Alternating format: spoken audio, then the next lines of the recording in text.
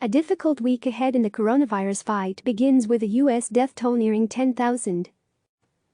The coronavirus pandemic, with a death toll nearing 10,000, is not yet under control, a top U.S. health official warned, as the nation prepares to enter its most critical week yet in the fight against the outbreak. Despite measures to enforce social distancing and supply medical workers with the resources necessary to treat patients, we are struggling to get the pandemic under control, Dr. Anthony Fauci of the National Institute for Allergy and Infectious Diseases said Sunday on CBS's Face the Nation. The number of cases nationwide climbed to at least 337,620 on Sunday, and the death toll jumped to at least 9,643. According to data compiled by Johns Hopkins University. Officials have cautioned that the week ahead will be a grim one, bringing more cases and deaths. The U.S. Surgeon General said it will be the hardest and the saddest week many Americans have ever faced.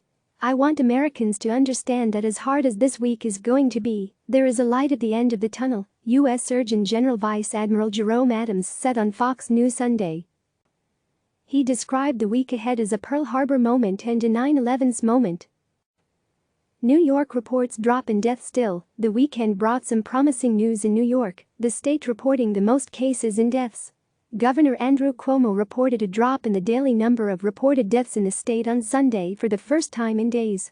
He also said ICU admissions and daily intubations were down, and the hospital discharge rate was way up. But Cuomo cautioned that it is still too soon to determine if the trend will hold, calling the developments a few signs that are a little hopeful that the state is approaching its peak in cases and will begin to plateau. Across the country, state leaders are still scrambling to pull together enough resources to battle the outbreak. The coroner's office and mortuaries in New Orleans have reached their limit, said Mayor LaToya Cantrell. She's asked the federal government for additional refrigeration. The city is also responding to the influx of patients by converting its convention center into an emergency hospital set to open Monday. There were more than 13,000 reported cases of coronavirus and 477 deaths in Louisiana early Monday. Louisiana Governor John Bel Edwards said Sunday his state could run out of ventilators by the end of the week if cases continue to surge. Hard-hit Pennsylvania saw an increase of 1,494 cases Sunday, the governor's office said, bringing the statewide total to more than 11,500. New Jersey reported another 3,482 cases on Sunday for a total of 37,505. At least 917 people have died in the state, New Jersey Governor Phil Murphy's office said. Religious holidays threaten social distancing. This week is Holy Week in the Christian faith, leading up to Easter. And with the Jewish holiday of Passover beginning Wednesday evening and the Muslim holy month of Ramadan later this month, those urging social distancing are warning against gatherings that go against coronavirus guidance. Boston Mayor Marty Walsh at a press conference Sunday urged worshippers to stay home this holiday. I know it's a very difficult thing, as a Catholic, Easter Sunday for me next week, Palm Sunday today, Walsh said. But that is not what we need right now. We need prayers right now, that's what we need. Many states have made exemptions from stay-at-home orders for religious gatherings. And even in states that haven't, some church leaders are still holding service. Rev. Tony Spell of Life Tabernacle Church in Baton Rouge, Louisiana, was charged last week with violating the state's ban, and Sunday he gathered again with 1,200 people. We don't get our rights to worship freely from the government. We get those from God, Spell said Sunday. We'd rather obey God than man. Other institutions are holding services virtually to maintain safety and spiritual connection. Miami-Dade County Mayor Carlos Gimenez on Sunday thanked religious leaders who held services online, calling it the safest way to keep us all connected.